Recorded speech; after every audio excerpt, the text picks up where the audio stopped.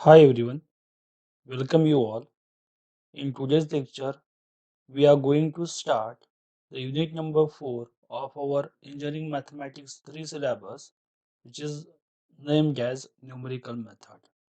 So, in this chapter, we will first discuss what is meant by numerical method, why we do need them, and then outline of the chapter, that is the methods which are discussed in these units. So, numerical methods. So numerical method is nothing but the algorithm that are used to obtain numerical solution of mathematical problem. Okay. So when we solve a mathematical problem, there are the two methods for obtaining the solution of that problem. One by analytic method and second is numerical method. Suppose we have to solve the roots of the equation. We have to solve the equation to find the roots. We can solve this by analytic method, which is already discussed in our high school and its college. And the second method is to obtain the solution by using a numerical method, which is going to discuss in this chapter. So the problem can be solved by two methods. One method is called the numerical method and second is called the analytic method. So numerical method is nothing but the algorithm that are used to obtain the numerical solution of mathematical problem. So the main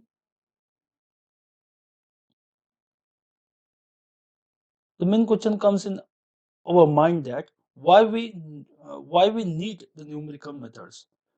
So I already told you that is the solution of the every problem approaches by two ways, analytic and numerical. There are the some problems which can be solved analytically directly.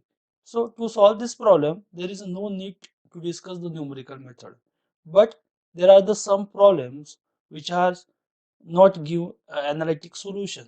Means the analytic solution is not exist for such type of problem, or if the solution is exist, but then it is very difficult to find the solution. So therefore, to find the exact solution of that problem in easy and convenient way, we use a numerical method. So basic needs in numerical method are the problems are practical and accurate. That is, when the analytic solution is not gives a sufficient answer of the problem, or the problem is very difficult to solve by the analytic method, then we use the numerical method. So by using this method, we get the practical solution very easily within a less amount of time, and also we get the very accurate solution, that is the approximation. We get the true values of the solution of that problem. So that is the basic needs in numerical method. So next is the outline of this chapter, means the discussion, the methods which are discussed in this chapter. So this chapter is basically divided into three types. One is the solution of algebraic and transcendental equation. So in this there are the two method, Newton-Raphson method and false position method. Now second topic is solution of system of linear equation, that can be discussed by using Gauss-Seidel method, relaxation method and cross method. And last is numerical solution of first order and first degree differential equation, that can be solved by using Picard's method, Taylor series method, Euler's method, Euler's modified method and Runge-Kutta method. So these are all the methods which are going to discuss in this chapter to obtain the numerical solution of the given problem. Okay, so let's start with the one by one. So our first topic is solution of algebraic and transcendental equation. Okay, so let me clear that what is meant by algebraic and transcendental equation. ठीक है, तो actually जो normally हम equation use करते हैं जैसे कि x square plus twice x plus one, तो ये जो इक्वेशन है ना, इसमें एक्स प्रेजेंट है, तो एक्स प्रेजेंट है, इसलिए इस इक्वेशन को हम ऑलजेब्रिक इक्वेशन बोल सकते हैं, because X is a algebraic function. Okay, और ट्रांसजेंटल मतलब कोई इक्वेशन अगर ऐसा है कि जिसमें e to the power x present है, मतलब suppose the equation is x plus e to the power x equal to 0, तो x अलजेब्रिक है लेकिन वहां पर e to the power x भी प्रेजेंट है, या x plus log x present है, तो e to the power x log x ये जो फंक्शन है, इस फंक्शन को बोलते हैं हम ट्रांसजेंटल फंक्शन।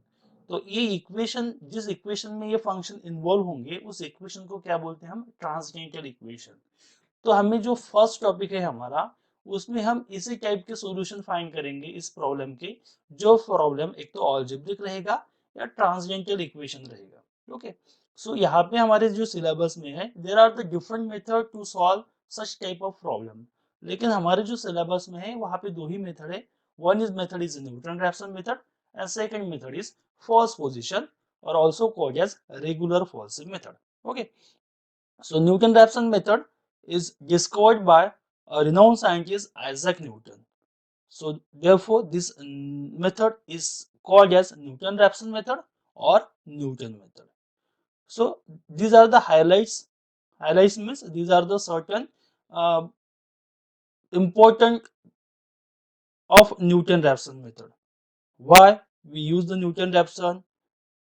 ये अगर यूज करेंगे आप तो आपको सॉल्यूशन मिलेगा। किस तरीके से सॉल्यूशन मिलेगा, एरर रहेगी उसमें, एक्यूरेट सॉल्यूशन मिलेगा या और कुछ। तो these are the some highlights of the Newton Raphson method. Firstly, this method is also known as a Newton's method. This is the simplest and fastest approach to find the root of the equation. आपको अगर equation solve करना है, मतलब क्या करना है, आपको उस इक्वेशन में जो अननोन वेरिएबल है उसका वैल्यूज निकालना है, मतलब उसको बोलते हैं हम, आपको रूट ऑफ द इक्वेशन निकालना है। तो ये जो न्यूटन रैप्सन मेथड है, it is the simplest and fastest approach to find the root of the function.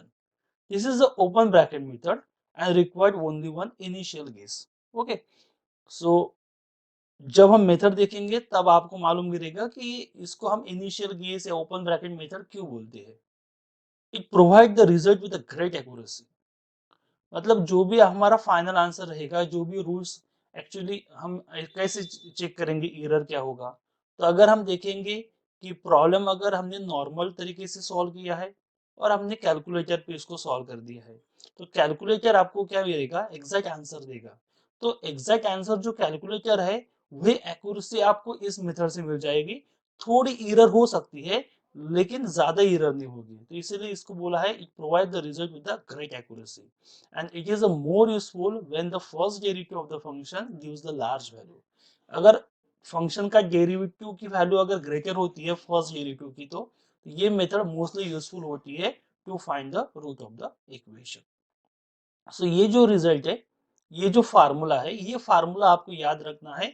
इस फार्मूले का ही यूज है थ्रू आउट द चैप्टर, और इस फार्मूले का यूज करके आप कोई भी प्रॉब्लम का रूट्स या कोई भी इक्वेशन न्यूटन रैप्सन मेथड से सॉल्व कर सकते हैं। तो यहाँ पे जो फार्मूला है वो इस टाइप का है, xn+1 is equal to xn minus f of xn upon f dash of xn। Okay, और अगर आप n को वेरीज करेंगे तो आपको अलग अलग इटरेशन मिलेंगे, जो अलग अलग वैल्यूज अलग अलग शेप में मिलती है उसको बोलते हैं हम इटरेशन। ठीक है, मतलब पहला तो फर्स्ट इटरेशन, सेकंड तो सेकंड इटरेशन, थर्ड तो थर्ड इटरेशन। और n कहाँ से वेरीज करेंगे हम, n वेरीज करेंगे हम 0 से। ओके, तो यहाँ पे पहले देखते हैं कि ये टर्म क्या डिनोट करती है। तो xn मतलब क्या है, xn is the current known x values. अगर x की कोई वैल्यूज आपको गिवन है जो हमको पता है, उसको बोलेंगे हम xn। ठीक है, मतलब इनिशियल रूट, इनिशियल अप्रोक्सीमेशन जो बोलते हैं उसको बोलेंगे हम xn। बाद में कोई फंक्शन आपको गिवन होगा, मतलब कोई इक्वेशन आपको गिवन होगा, तो इस इक्वेशन को क्या बोलेंगे हम, f ऑफ x। ओके, तो इस पॉइंट पे जो फंक्शन की वैल्यू होगी उसको बोलेंगे हम f of xn। That is f of xn represent the value of the function at xn।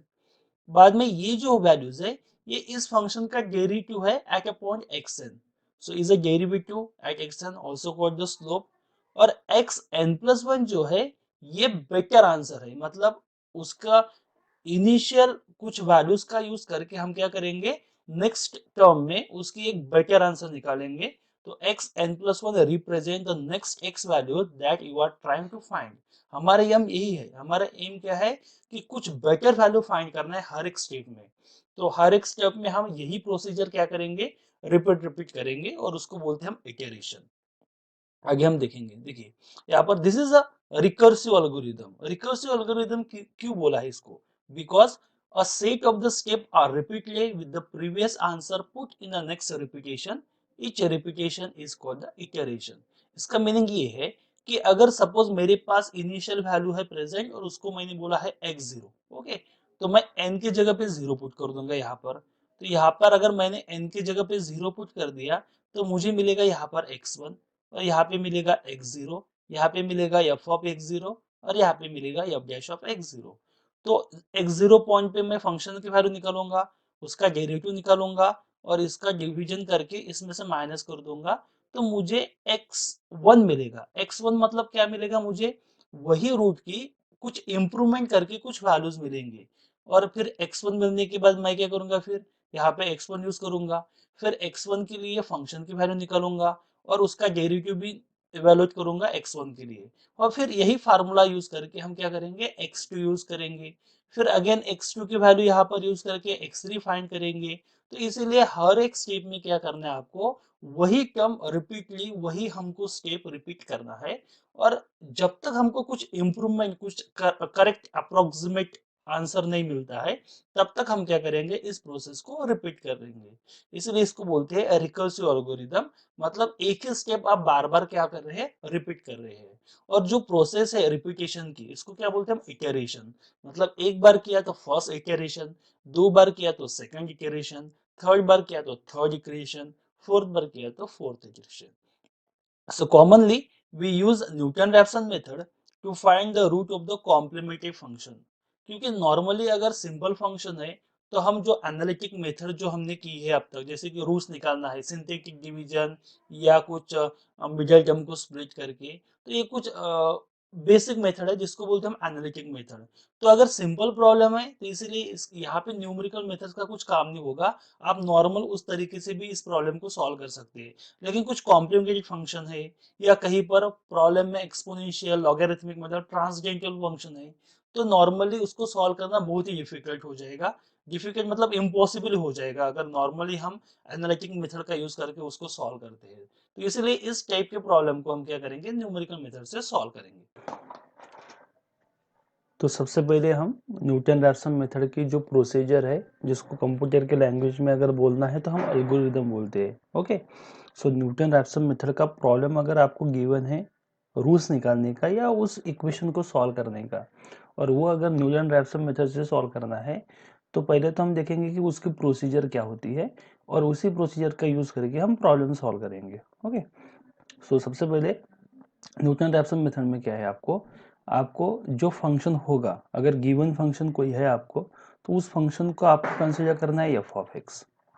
F of X equal to क्या करेंगे हम, गिवन फंक्शन कंसीडर करेंगे। उसके बाद आपको क्या करना है, ऐसे दो पॉइंट देखने हैं जहां पे दो कॉन्जिक्यूटिव इंटीजर a और b, उसमें से एक ग्रेटर होगा और एक लेस होगा, सच दैट अगर एक फंक्शन की वैल्यू आप निकालते हैं, एफ ऑफ ए अगर मैं निकालता हूँ, ठीक है, और एफ ऑफ बी निकालता हूँ, तो इसमें क्या करना है, वैल्यू कुछ भी हो कोई प्रॉब्लम नहीं है, हमको सिर्फ इसके वैल्यू चेंज कर, वैल्यू साइन चेक करनी है। तो सपोज ये अगर पॉजिटिव आ गया और ये निगेटिव आ गया, तो इसका मीनिंग क्या बोलना सकते हैं हम, कि आपके जो रूल्स है वो ए और बी के बीच में लाइज होगा। या ऐसा भी हो सकता है कि पहली वैल्यू आपके निगेटिव आएंगे और सेकंड वैल्यू आपके पॉजिटिव आएगी, ये भी हो सकता है। तो दोनों केसेस में क्या होगा, आपका रूल्स होगा ए और बी के बीच में।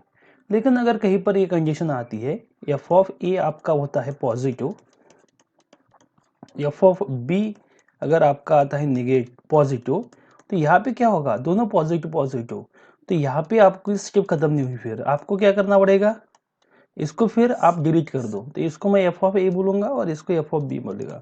तो ये आ गया सपोज नेगेटिव, तो आपके रूल्स जो है ना, इस दो वैल्यू के बीच में रहेंगे। तो आपको ऐसे दो कंसेक्यूटिव इंटीजर निकालना है, ए और बी। ए और बी क्या रहेंगे, कंसेक्यूटिव इंटीजर, जो एक दूसरे से कम होगा, या आप सिंपली ऐसा पकड़ सकते हैं कि इसका डिफरेंस 1 होगा। ज़रूरी नहीं है कि इंटीजर ही होंगे, लेकिन हम एक मेथड फिक्स करेंगे तो इंटीजर ही लेंगे हम। और अगर इसका प्रोडक्ट करेंगे, जैसे कि एक वैल्यू पॉजिटिव है, एक वैल्यू नेगेटिव है, तो इसका अगर मैं प्रोडक्ट करूंगा तो हमेशा मुझे नेगेटिव मिलेगा, तो इसलिए ये बोला है इसको लेस देन 0। दोनों अगर पॉजिटिव होंगे तो हमको पॉजिटिव मिलेगा, मतलब ग्रेटर देन 0। और दोनों अगर नेगेटिव होंगे तो भी हमको पॉजिटिव मिलेगा, ग्रेटर देन 0। तो हमको ये नहीं चाहिए।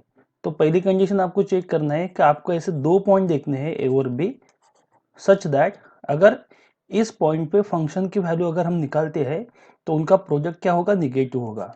मतलब सिंपली एक वैल्यू अगर पॉजिटिव होगी तो सेकंड वैल्यू क्या रहेगी, निगेटिव रहेगी, या पहली वैल्यू निगेटिव रहेगी तो सेकंड वैल्यू पॉजिटिव होगी। तो अगर आपको ऐसे दो पॉइंट मिल गए तो हम यहाँ पे क्या बोल सकते हैं फिर कि आपका जो रूट्स है वो ए और बी के बीच में रहेगा। तो इसका यूज करके आपको क्या करना है, इनिशियल अप्रोक्सीमेशन निकालना है, जिसको डिनोट करते हैं हम x0 से। तो यहाँ पे निकाला हमने इनिशियल अप्रोक्सीमेशन x0, और x0 कैसे निकालना है, इन दोनों को ऐड करना है a और b को, और उसको 2 से डिवाइड करना है, तो a प्लस बी बाय 2। तो ये हो गया आपका x0। इसके बाद फिर अभी जो किया था उसका हमको यूज नहीं करना है, उसको छोड़ दो अभी। अभी ये जो पॉइंट मिलेगा आपको x0, तो यहाँ पे क्या करना है, आपको फंक्शन की वैल्यू निकालना है, ठीक है। और इसी पॉइंट पे आपको फंक्शन का डेरिवेटिव की वैल्यू भी निकालना है, क्योंकि न्यूटन रैप्सन का अगर फार्मूला देखेंगे आप तो उस फार्मूला इस टाइप का है। जनरल फार्मूला कौन सा था हमारा न्यूटन रैप्सन मेथड का, यहाँ पे मैं लिख देता हूँ। जनरल फार्मूला था हमारा जो हमने देखा था, वो था X N plus one is equal to X N minus F of X N upon F dash of X N. तो इसीलिए आपको क्या करना है, आपको जो रूट्स मिलेंगे, कोई वैल्यूज मिलेंगी, उस वैल्यू के आपको फंक्शन के वैल्यू तो चेक करना ही है, फिर उसका डेरिवेटिव भी चेक करना है।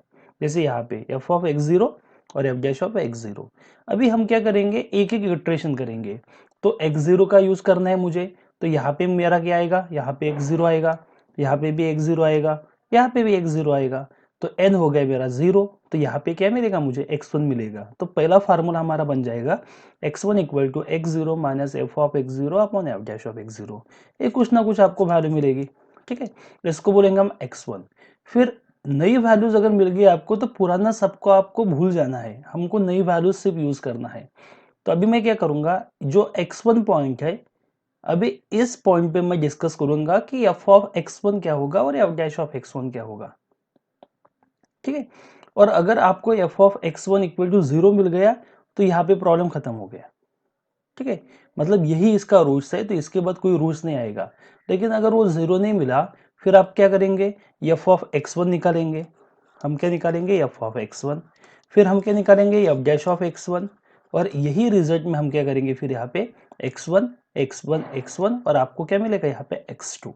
तो यही स्टेप आपको क्या करना है, रिपीट करना है। कब तक रिपीट करना है, जब तक उस फंक्शन पे एक तो वैल्यू जीरो हो जाएगी या बहुत कम हो जाएंगे। और दूसरे तरीके से भी ये भी बोल सकता हूं मैं कि जब आपके दो इटरेशन अप्रोक्सीमेट इक्वल हो गए, मतलब सपोज अगर आपने x1 निकाला, x2 निकाला, x3 निकाला, सपोज आपके पास आ गया x3 की वैल्यू 1.4213, और आपने x4 निकाला, उसका आंसर आ गया हमारा 1.4212। तो अगर आप दोनों को ऑब्जर्व करते हैं तो दोनों की वैल्यू नियर अबाउट सेम है, अप्रोक्सीमेट इक्वल है। तो इस कंडीशन में क्या कर सकते हैं हम, यहाँ पे ये प्रोसेस को हम स्टॉप करेंगे और हम बोलेंगे कि जो लास्ट आंसर है ये हमारा फाइनल आंसर है। तो इस तरीके से न्यूटन का प्रॉब्लम, कोई भी इक्वेशन का रूट्स अगर निकालना है न्यूटन रैप्सन मेथड से, तो इस तरीके से हम इसको सॉल्व कर सकते हैं। तो ये तो सिर्फ प्रोसीजर हो गई। इस प्रोसीजर का यूज करके हम एक दो प्रॉब्लम सॉल्व करेंगे, फिर आपका ये टॉपिक क्लियर हो जाएगा कि एक्चुअली हमको वर्क कैसे करना है प्रॉब्लम सॉल्व करने के लिए by using Newton Raphson method. So first example, अभी यहाँ पे देखिए, यहाँ पे मैंने प्रॉब्लम का सॉल्यूशंस ही कंसिडर कर दिया है, क्योंकि बताने के लिए सिर्फ आपको प्रोसीजर ही इम्पोर्टेंट है। एक्चुअली जो कैलकुलेशन करने हैं आपको, वो कैलकुलेशन तो आपको कैलकुलेटर से ही करना है। तो आपके पास कैलकुलेटर होना चाहिए, साइंटिफिक कैलकुलेटर अगर होगा आपका तो बहुत इजीली आपका प्रॉब्लम सॉल्व हो जाएगा। क्योंकि नॉर्मल कैलसी में क्या होता है, कुछ कुछ टर्म ऐसी होती है कि जो नॉर्मल कैल्शियम में सॉल्व ही नहीं होगी। नॉर्मल कैल्शियम में क्या कर सकते हैं हम, एडिशन, सब्ट्रैक्शन, मल्टीप्लिकेशन, डिवीजन ऐसे ही कर सकते हैं। लेकिन कहीं पर डेरिवेटिव निकालना है, कहीं पर कॉस की वैल्यू, टैन की वैल्यू, लॉग की वैल्यू, ये अगर टर्म निकालना है तो उसके लिए आपको क्या होगा, आपको साइंटिफिक कैल्सी लगेगा ही। तो रिक्वायरमेंट जो है वो आपके पास है, आपका दिमाग और आपका कैल्सी बस। और आपके कैल्सी पे कैलकुलेशन करने की आदत भी चाहिए, क्योंकि कैलकुलेशन अगर आप अच्छे से करेंगे तो ही आपका आंसर करेक्ट आ जाएगा।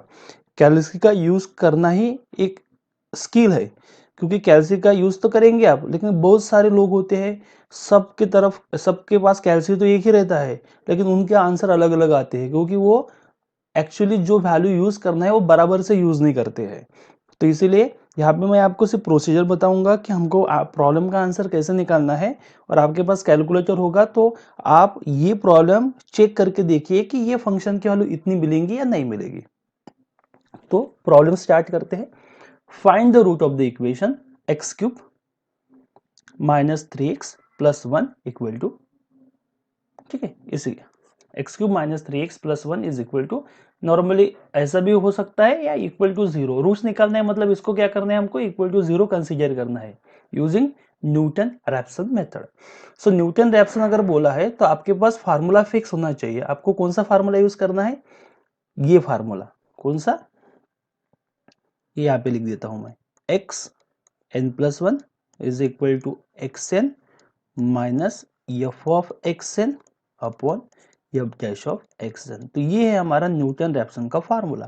तो जब भी प्रॉब्लम न्यूटन रैप्सन का होगा तो ये फार्मूला मुझे यूज करना ही है। तो सबसे पहले क्या करेंगे, हम प्रॉब्लम स्टार्ट करेंगे अभी। तो ये जो फंक्शन है इसको बोलेंगे हम F of X. So let F of X is equal to X cube minus 3x plus 1। उसके बाद इसका डेरिवेटिव भी चाहिए, तो इसको हम डिफरेंशिएट करेंगे विद रिस्पेक्ट टू एक्स। तो एक्स क्यूब का डेरिवेटिव हो गया 3x स्क्वायर और 3x का डेरिवेटिव हो गया 3। तो आपको मिल जाएगा F dash of X equal to 3x square minus 3। ठीक है, बाद में इनिशियली क्या करना है, आपको जीरो से स्टार्ट करना है, और हम वैसे करके आगे जाएंगे। तो इनिशियली हम जीरो से स्टार्ट करेंगे। तो आपको क्या करना है, उस फंक्शन की वैल्यू देखना है जीरो के लिए क्या होगा। तो मैंने एफ ऑफ जीरो निकाला। तो एफ ऑफ जीरो निकालने के लिए क्या करना पड़ेगा हमको, यहाँ पे एक्स की जगह पे जीरो पुट करना पड़ेगा। तो अगर यहाँ पे एक्स की जगह पे हम जीरो पुट करते हैं तो मुझे मिलेगा यहाँ पे जीरो, ये भी जीरो और ये भी वन, मतलब मुझे वन मिल गया। और वन क्या है, पॉजिटिव, मतलब ग्रेटर देन जीरो है। फिर जीरो के बाद हम वन पे जाएंगे। अभी एक्स की जगह पे हम वन यूज करेंगे और एफ ऑफ वन निकालेंगे। तो वन का क्यूब हो जाएगा वन, माइनस 3 इंटू वन कितना हो जाएगा, 3 प्लस 1। तो 1 प्लस 1 कितना हो जाएगा 2, और 2 माइनस 3 ये हो गया माइनस 1। माइनस 1 क्या है, लेस देन जीरो है, मतलब निगेटिव है। तो आपको जो कंडीशन चाहिए थी, क्या करना था हमको, हमको ऐसे दो पॉइंट देखने थे कि जहां पर फंक्शन की वैल्यू क्या होगी, अल्टरनेट साइन आपको मिलेंगे। मतलब एक वैल्यू पॉजिटिव होगी तो दूसरी वैल्यू नेगेटिव होगी, और ये ही कंजिक्यूटिव टर्म चाहिए आपको। तो पहले जीरो आता, जीरो के बाद वन आता है। सो एफ ऑफ जीरो अगर मैंने निकाला तो इसकी वैल्यू मिल गई मुझे पॉजिटिव, और दूसरी वैल्यू मैंने एफ ऑफ वन निकाली और उसकी वैल्यू मिल गई मुझे निगेटिव। तो मेरी कंडीशन तो सेटिस्फाई हो गई। तो इसको सपोज बोलूंगा मैं ए और इसको बोलूंगा मैं बी। तो इस बाय यूजिंग अवर मेथड हम क्या बोल सकते हैं कि आपका जो रूट्स होगा वो जीरो और वन के बीच में कहीं पर लाइज होगा। तो इसीलिए हम बोलेंगे यहाँ पे root lies between zero and one. और हमको निकालना है फिर इनिशियल रूट। तो इनिशियल रूट कैसे निकालते हैं, हम इसको ऐड करते हैं और उसको 2 से डिवाइड करते हैं, तो हमें मिलेगा 0.5। ठीक है, एक बार आपको इनिशियल रूट मिल गया उसके बाद हमारी प्रोसेस चालू होगी इटरेशन की। तो पहली बार जो करेंगे हम इसको बोलेंगे फर्स्ट इटरेशन, सेकंड के लिए हम बोलेंगे इसको सेकंड इटरेशन, और थर्ड के लिए बोलेंगे हम थर्ड इटरेशन। तो फर्स्ट इटरेशन, अभी फर्स्ट इटरेशन में आपको क्या करना है, फर्स्ट इटरेशन में हमको क्या करना है, जो भी आपने इनिशियल वैल्यूज निकाली है, जो भी इनिशियल रूट आपने निकाला है, जैसे कि यहाँ पे x0, तो इस पॉइंट पे आपको फंक्शन और उसका डेरिवेटिव ये दोनों वैल्यूज निकालना है। क्योंकि वो फार्मूला हमको जो यूज करना है उस फार्मूले में फंक्शन और डेरिवेटिव ये दोनों वैल्यू प्रेजेंट है। कौन सा फार्मूला है वो, न्यूटन रैप्सन का। कौन सा है, यहाँ पे लिख देता हूं मैं अगेन, वहां पे कैंसिल कर दिया था मैंने। तो X N plus one is equal to X N minus F of X N upon F dash of X N. ये रिजल्ट अगर आप ऑब्जर्व करेंगे तो देखिए यहाँ पे जो है ये एक वैल्यूज पे फंक्शन की वैल्यूज है एक्स एन पे पॉइंट पे, और एक्स एन पॉइंट पे उसका डेरिवेटिव की वैल्यूज है। तो जैसे कि ई एन तो वेरियस होगा, अगर जीरो होगा तो फिर एक्स जीरो, वन होगा तो एक्स वन। तो हमारे पास इनिशियली एक्स जीरो है, तो हम क्या करेंगे उसी पॉइंट पे फंक्शन की वैल्यू निकालेंगे और उसका डेरिवेटिव निकालेंगे। तो अभी फंक्शन की वैल्यू निकालनी है हमको एक्स जीरो के लिए। तो यहाँ पे ये जो फंक्शन है इसमें क्या करेंगे हम एक्स की जगह पे एक्स जीरो पुट करेंगे, तो आपको मिलेगा एक्स जीरो। अभी एक्स जीरो की वैल्यू कितनी है 0.5, मतलब जहां पर भी एक्स है वहां पर आपको 0.5 यूज करना है। तो एक्स क्यूब मतलब 0.5 का cube minus three x minus three into 0.5 plus one. इसको सीधा आप कैलसी में डाल दो, कैलसी में डालने के बाद आपको ये आंसर मिल जाएगा -0.375। आपको दिमाग लगाने नहीं है, वैल्यू अगर आप बराबर से इनपुट करेंगे तो आपको करेक्ट आंसर मिल ही जाएगा। तो ये होगी हमारी फंक्शन की वैल्यू। अभी इसी पॉइंट पे हमको क्या करना है उसका डेरिवेटिव भी निकालना है, इसीलिए हमने पहले डेरिवेटिव इस फंक्शन का निकाल के रख दिया है। तो डेरिवेटिव की वैल्यूज कौन सी हमारी 3x² माइनस थ्री। तो यहाँ पर भी क्या करेंगे हम x के जगह पे 0.5 पुट कर देंगे, तो x की जगह पे हमने 0.5 पुट कर दिया।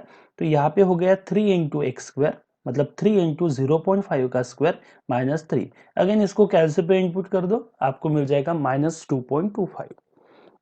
तो ये वैल्यू तो मिल गई। अभी हमको फर्स्ट इटरेशन सॉल्व करना है। तो फर्स्ट इटरेशन के लिए हमको किसका यूज करना है इनिशियल रूट एक्स जीरो का। तो अगर मैं इस फार्मूले को देखता हूं बाय न्यूटन रैप्सन मेथड, तो अगर मुझे यहाँ पे एक्स जीरो चाहिए, यहाँ पर एक्स जीरो चाहिए, यहाँ पर एक्स जीरो चाहिए, तो यहाँ पे क्या बनेगा मेरा एक्स वन। तो मैं सिर्फ क्या करता हूँ इसमें n equal to zero put कर देता हूँ। तो n इक्वल टू अगर मैंने यहाँ पे जीरो पुट कर दिया इस इक्वेशन में, तो मुझे मिलेगा x1 equal to X zero minus F of X zero upon F dash of X zero. तो एक्स जीरो की वैल्यू हमारे पास है 0.5 माइनस इसके वैल्यू कौन सी है -0.375 और माइनस 0.25।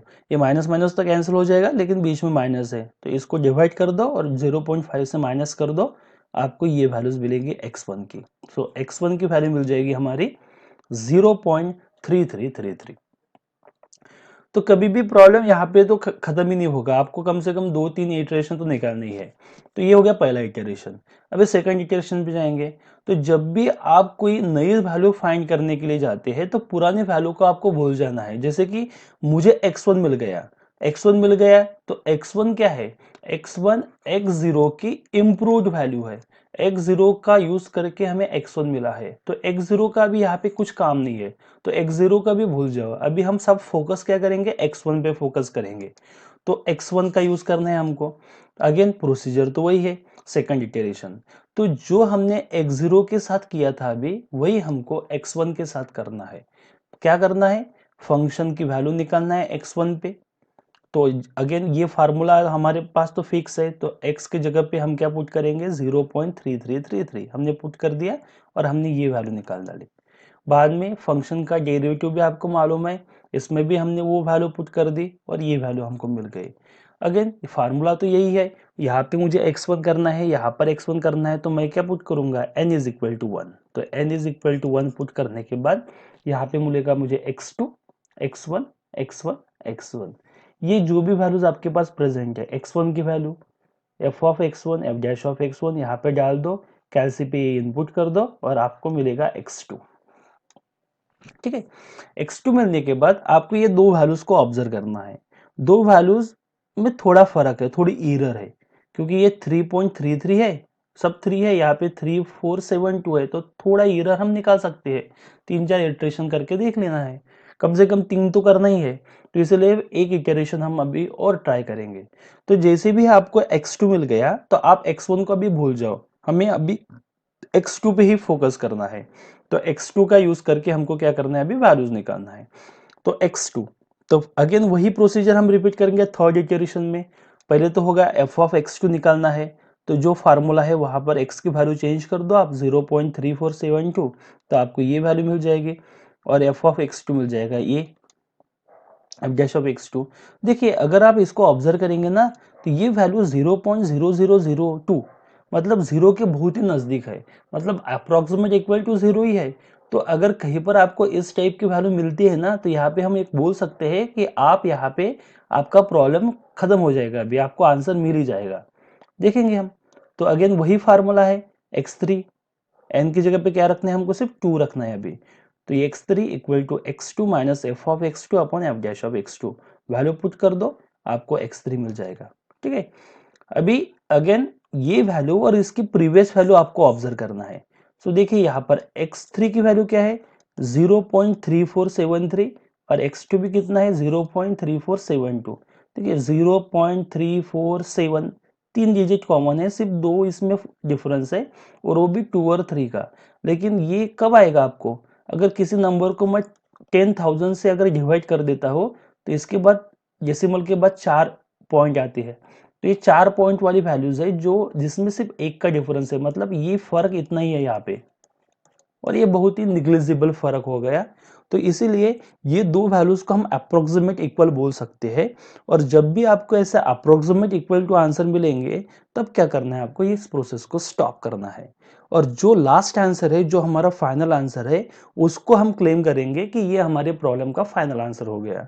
तो हम यहाँ पे बोल सकते हैं फिर the approximate root of the equation x cube minus 3x plus 1 equal to 0 using Newton-Raphson method is 0.3473।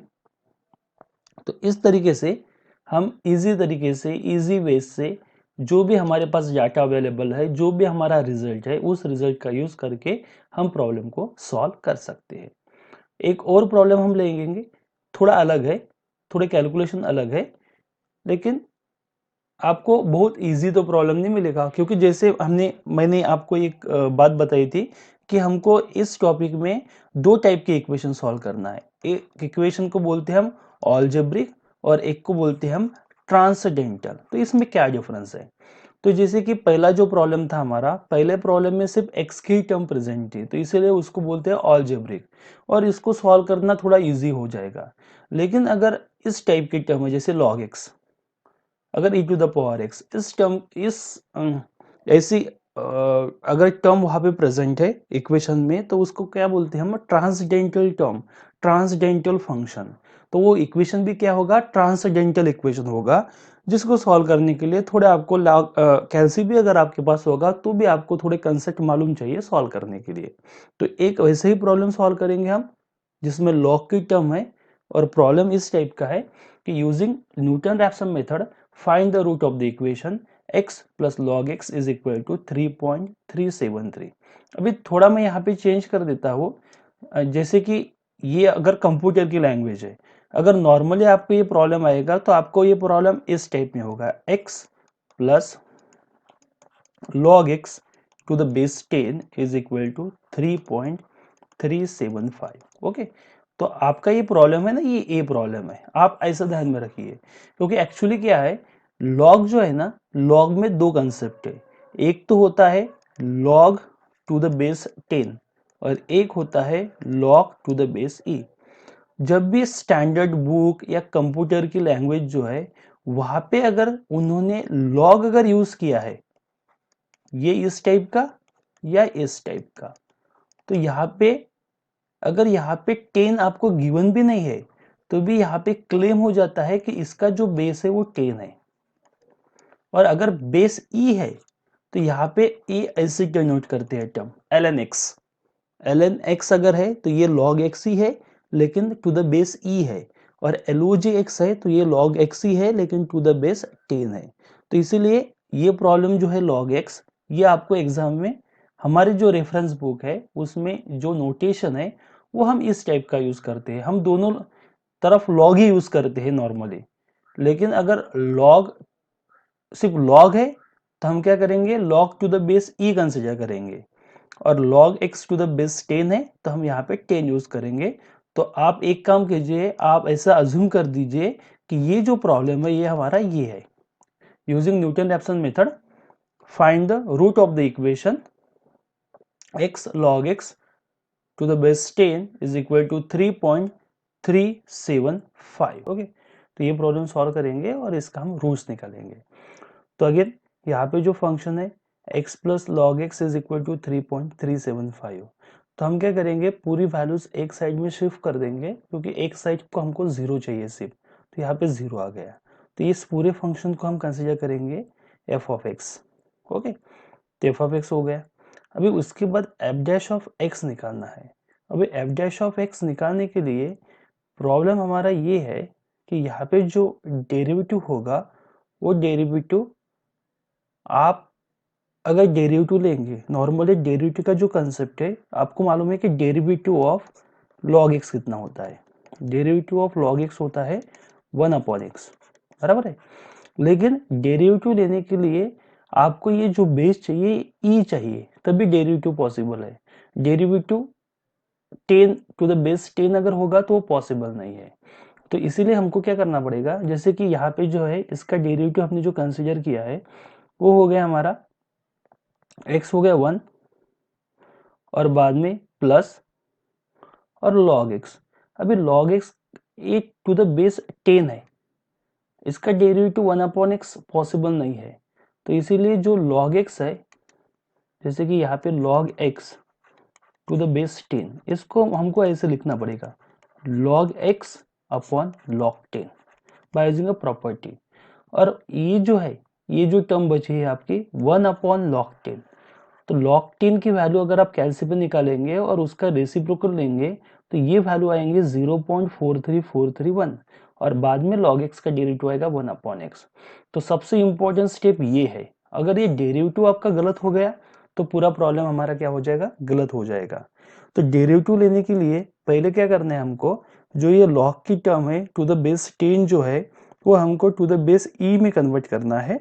और टू द बेस ई में कन्वर्ट करने के लिए इसको इस फैक्टर से आपको मल्टीप्लाई करना है। कौन से फैक्टर से, 0.43431 या 0.4343 भी कर सकते हैं। तो फिर मैंने क्या किया, इसको 0.4343 से मल्टीप्लाई कर दिया, तो x का डेरिवेटिव आ गया 1, ये टर्म 0.4343 एज इट इज, और log x का डेरिवेटिव आ गया 1/x, और ये कांस्टेंट तो इसका डेरिवेटिव हो गया 0। ठीक है, तो यहाँ पे ये टर्म बहुत ही इंपॉर्टेंट है कि जो log x है हमारे पास जो गिवन है वो टू द बेस 10 है, लेकिन हमको प्रॉब्लम में उसका डेरिवेटिव लेने के लिए to the base E use करना है, इसीलिए इस फैक्टर से क्या करना पड़ेगा, आपको उसको मल्टीप्लाई करना पड़ेगा। तो फिर यहाँ पे एफ ऑफ एक्स में तो कोई प्रॉब्लम नहीं है, और अभी कैलसी पे भी आप वैल्यू इनपुट करेंगे तो बराबर इनपुट करना है। अगर एफ ऑफ एक्स के लिए हम इनपुट करेंगे तो आपको कैलसी पे ये लॉग यूज करना है क्योंकि इसका बेस क्या होता है 10, और अगर एफ डैश ऑफ एक्स के लिए आप यूज कर रहे हैं तो यहाँ पे तो लॉग निकल गया। ठीक है, तो लॉग कैलसी पे भी लॉग यूज करना है मतलब टू द बेस 10 वैल्यू निकालना है, और ln यूज करना है मतलब to the base E use करना है। तो यहाँ पे जो वैल्यूज है वो हमारी log x to the base 10 ही है। इसके बाद हम क्या करेंगे, फिर आपको क्या करना है, आप यहाँ पे ट्राई करो वैल्यूज, वैल्यूज ट्राई करेंगे, स्टार्ट करेंगे हम एफ ऑफ 0 से, फिर बाद में हम एफ ऑफ 1 निकालेंगे, फिर बाद में एफ ऑफ 2 निकालेंगे, और बाद में एफ ऑफ 3 निकालेंगे। तो अगर आप ऐसे कंटिन्यू करते जाएंगे तो यहाँ पे क्या होगा, ये तीनों के साइन सेम ही रहेंगे नियर अबाउट। तो यहाँ पे इसीलिए जैसे कि एफ ऑफ 0 अगर निकालना है आपको, तो log 0 तो इन्फाइनाइट होता है, तो इसीलिए इसको हम निगलेक्ट कर देंगे। तो एफ ऑफ 1 की वैल्यू अगर आप निकालेंगे तो ये वैल्यू का जो साइन हो वो अगर पॉजिटिव होगा सपोज, तो ये भी पॉजिटिव होगा और ये निगेटिव होगा, मतलब आपको दो वैल्यूज निकालना है, तो ये भी वैल्यू हमारी यूज नहीं होगी। तो आप इनिशियल रूट ट्राई कर दीजिए। आपको क्या करना है, यहाँ पे आपके लिए मैं छोड़ता हूँ थोड़ा होमवर्क के लिए, आप एफ ऑफ 2 निकालो, आप एफ ऑफ 2 निकालो और एफ ऑफ 3 निकालो। तो इसमें क्या होगा, एक पॉजिटिव मिलेगा और एक निगेटिव मिलेगा, जो हमारी कंडीशन है, क्योंकि इसका प्रोडक्ट हमेशा क्या आना चाहिए, निगेटिव आना चाहिए। तो इसमें से हम बोल सकते हैं कि जो रूट्स है वो किसके बीच में है, 2 और 3 के बीच में है, और उसका हमको इनिशियल रूट क्या लेना है, एवरेज लेना है। तो एवरेज इसका क्या आ जाएगा, 2.5। तो ये स्टेप मैंने यहाँ पे डायरेक्ट लिखी है, आप इसको सॉल्व कर दी तो आपको 2.5 मिल जाएगा। फिर इसका यूज करके हमको क्या करना है, इटरेशन करना है। तो इटरेशन के लिए हमारे पास जो फार्मूला है वो फार्मूला ये है, X N plus one is equal to X N minus F of X N upon F dash of X N. तो न्यूटन रैप्सन का फार्मूला तो हमें यूज ही करना है। उसके लिए हमको क्या करना चाहिए, जो वैल्यूज मिलती है उस वैल्यू पे आपको फंक्शन के वैल्यू निकालना है। तो जैसे भी हमारी वैल्यू जो है अभी हमारी वैल्यू है x0, तो हम क्या करेंगे, फंक्शन की वैल्यू निकालेंगे x0 पे। तो x0 कितना आएगा हमारा 2.5, तो यहाँ पे मैं 2.5 यूज करता हूँ, तो यहाँ पे होगा x मतलब 2.5 log ऑफ 2.5 माइनस 3.375। अभी यहाँ पे आपकी वैल्यू दो अलग अलग वैल्यूज आपको मिल सकती है, कहाँ पर, लॉग, क्योंकि लॉग की वैल्यू अगर आपने गलत ले ली तो आपका आंसर भी गलत होगा। जैसे कि मैंने आपको ऑलरेडी बताया है कि यहाँ पे जो लॉग हम यूज कर रहे हैं वो टू द बेस 10 है, मैंने सिर्फ लिखा नहीं है। तो कैलसी पे आप जब यहाँ पे वैल्यू निकालेंगे आपको लॉग 2.5 निकालना है, ना कि ln, क्योंकि ln 2.5 अगर निकालेंगे आप तो आपका आंसर गलत होगा, आपको log ऑफ 2.5 निकालना है। तो ये निकालने के बाद यहाँ पे पुट करने के बाद आपको ये वैल्यूज मिल जाएंगे, ये आप चेक कर लो कैलसी पे। फिर बाद में एफ डैश ऑफ वही x0 निकालना है, यहाँ पे सिर्फ हम 2.5 पुट करेंगे तो आपको ये वैल्यूज मिल जाएंगी। बाद में फिर न्यूटन का फार्मूला, जैसे कि इनिशियल फर्स्ट अप्रोक्सीमेशन क्या होगा, x0 minus F of x0 upon F dash of x0। दोनों वैल्यूज या तीनों वैल्यूज आपके पास है, ये यहाँ पे आप यूज कर लो, आपको x1 की वैल्यू मिल जाएगी 2.9064। तो ये हो गया हमारा फर्स्ट अप्रोक्सीमेशन। तो ये फर्स्ट मिलने के बाद इनिशियल को आपको भूल जाना है, मतलब x0 का अभी हमको कुछ काम नहीं है। फिर हम यहाँ पे फंक्शन की वैल्यू निकालेंगे, जैसे कि फंक्शन की वैल्यू फार्मूला ऑलरेडी आपके पास है, तो फंक्शन की वैल्यू हमने यहाँ पे निकाला है, और फंक्शन का डेरिवेटिव भी हम उसी पॉइंट पे निकालेंगे, तो ये भी हमने फाइंड किया है। दो फार्मूला ऑलरेडी हमारे पास है, देखिए यहाँ पर ये फार्मूला है एफ ऑफ एक्स का और ये है एफ डैश ऑफ एक्स का, तो इन दोनों का यूज करके ही हमको ये दो वैल्यूज निकालना है। तो दो वैल्यूज और बाय यूजिंग कैलकुलेटर, तो ये दो वैल्यूज हमने निकाल ली है। फिर हम x2 निकालेंगे बाय यूजिंग न्यूटन रैप्सन, तो x2 के लिए क्या होगा, x1 F of x1 F dash of x1, values से पुट कर दो, अगेन कैलसी पे इनपुट कर दो तो आपको x2 मिल जाएगा। x1 और x2 को कंपेयर कर दो, 2.9 तो है लेकिन 064 और 111 थोड़ा फर्क है, तो एक बार और ट्राई करेंगे। तो अभी x2 लेना है और इसको अभी भूल जाना है, तो f ऑफ x2 निकालना है। अभी देखिए यहाँ पर f ऑफ x2 जो है ना वो एग्जैक्टली 0 आ गया, मतलब यहाँ पे आपको फिक्स आंसर मिलेगा। जब भी ये वैल्यू अप्रोक्सीमेट इक्वल टू 0 या नियर अबाउट 0 होती है तो आपको कुछ ना कुछ तो जरूर मिलेगा वहां पे। तो f ऑफ x2 मिल गया, लेकिन हमको प्रोसेस तो कंप्लीट करना है, तो हम उसी पॉइंट पे एफ डैश ऑफ निकालेंगे x2, ये मिल गया।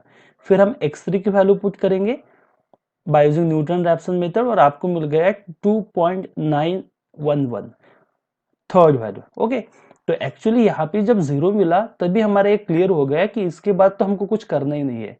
और अगर आप इस दोनों टर्म को कंपेयर करेंगे तो x2 और x3 की वैल्यू क्या है, एग्जैक्टली इक्वल है। तो इसीलिए जब भी वैल्यू एग्जैक्टली अप्रोक्सीमेट इक्वल होती है तब हम वहां पे क्या करेंगे, उसको सॉल्व नहीं करेंगे, उसको वहां पर रख देंगे।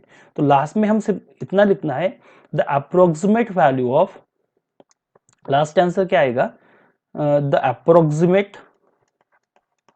approximate root of इक्वेशन, ठीक है, x plus log x to the base 10 is equal to 3.375 is 2.911। तो ये हो गया हमारा फाइनल आंसर। तो इस तरीके से हमने दो अलग अलग प्रॉब्लम यहाँ पे डिस्कस कर दी है, जहां पर पहला प्रॉब्लम था अलजेब्रिक फंक्शन का और सेकंड प्रॉब्लम था ट्रांसेंडेंटल फंक्शन का। तो यही मेथड यूज करके आप कोई भी प्रॉब्लम न्यूटन रैप्सन से सॉल्व कर सकते हैं by using the result and by using your calculator. तो आप सिमिलर कुछ प्रॉब्लम देखिए प्रीवियस एग्जाम में और उसको ट्राई करके देखिए, और वो प्रैक्टिस, क्योंकि इसमें जो है प्रैक्टिस इज इम्पोर्टेंट। आप जितनी ज़्यादा प्रैक्टिस करेंगे उतना आपके लिए अच्छा होगा और उतना आप अच्छे से इस प्रॉब्लम को टैकल कर सकते हैं। देखिए यहाँ पर क्या है, यहाँ पर इक्वेशन अगर, जैसे कि पहली मेथड है हमारी न्यूटन रैप्सन की, सेकंड मेथड है फॉल्स पोजीशन। दोनों मेथड अगर यूज करेंगे आप एक प्रॉब्लम पे तो आपको आंसर तो नियर अबाउट सेम ही आएंगे, लेकिन अगर आपको पूछा है न्यूटन रैप्सन तो न्यूटन रैप्सन ही यूज करना है। अगर आपको पूछा है फॉल्स पोजीशन तो आपको फॉल्स पोजीशन ही यूज करना है। तो हमने जो पहली मेथड देखी थी वो देखी थी न्यूटन रैप्सन। न्यूटन रैप्सन के लिए जो आपको ध्यान में रखना है वो रखना है मेथड जो हमने ऑलरेडी डिस्कस की थी, और उसमें क्या था, आपको सिर्फ पहले इनिशियली क्या करना है, दो नंबर ऐसे देखने हैं ए और बी, जैसे कि आपको एफ ऑफ ए अगर पॉजिटिव मिलता है तो एफ ऑफ बी क्या मिलेगा, निगेटिव मिलेगा, मतलब अपोजिट साइन। इसका मीनिंग क्या होगा कि रूट्स हमारे जो है वो ए और बी के बीच में है, बराबर है। फिर बाद में यहाँ पे इसका एवरेज लेकर हम एक वैल्यू निकालेंगे, फिर इसी वैल्यू का यूज करके हम x1 निकालेंगे, फिर x1 का यूज करके x2 निकालेंगे, फिर x2 का यूज करके x3 निकालेंगे। कब तक निकालना है, जब तक दो कंसेक्यूटिव वैल्यूज अगर इक्वल अप्रोक्सीमेट इक्वल नहीं होती है तब तक आपको ये सॉल्व करना है। और न्यूटन रैप्सन होगा तो सब कैलकुलेशन आपको इस फार्मूले का यूज करके करना है, xn minus F of xn upon F dash of xn। Okay, तो इस तरीके से आप इसका कोई भी प्रॉब्लम इजीली सॉल्व कर सकते हैं। सो नेक्स्ट लेक्चर में हम सेकंड मेथड देखेंगे, that is the solution of this type of equation by using regular falsies method.